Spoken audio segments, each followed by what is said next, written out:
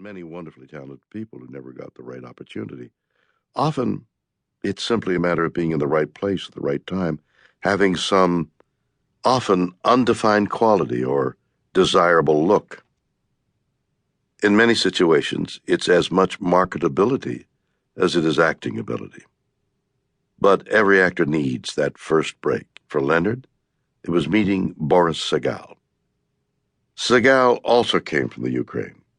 He was a Harvard law student with an interest in theater.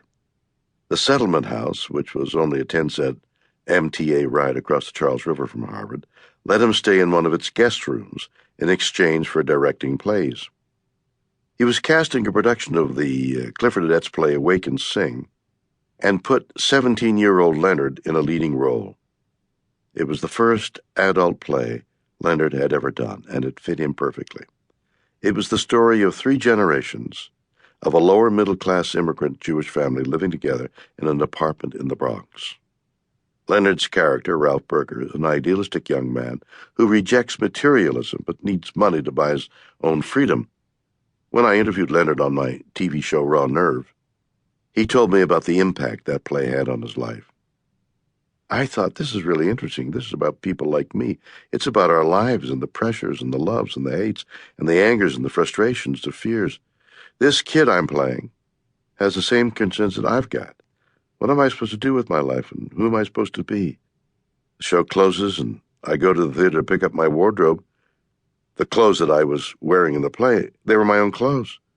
The theater was 4 or 5 blocks away from my home in Boston. I picked them up, and I'm walking home through the streets of Boston, and I realize I'm going in the wrong direction. I'm saying to myself, I'm more comfortable there than I am at home.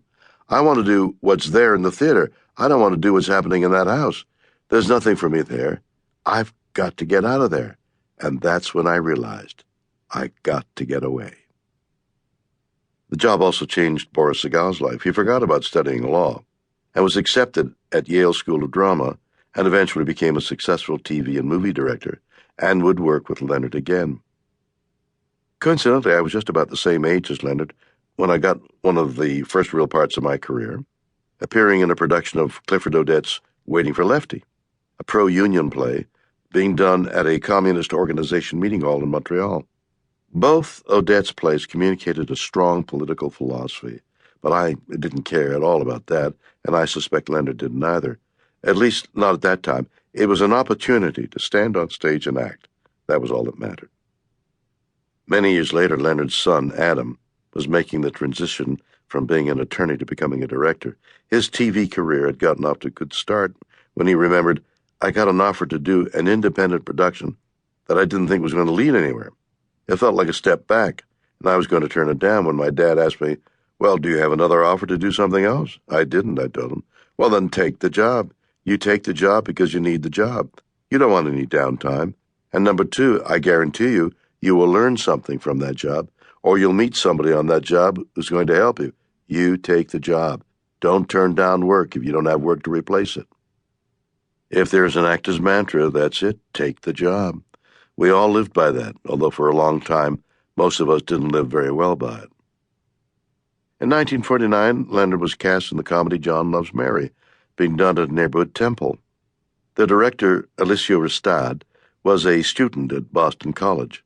Ristad invited the head of the school's theater program, a Jesuit priest, to see that play. Backstage, after the performance, the priest offered Leonard a half scholarship, valued at $37.50, to attend a summer acting program at Boston College. That seemed like a great deal, but Leonard had to raise the other half, which actually was a substantial amount of money for him at the time.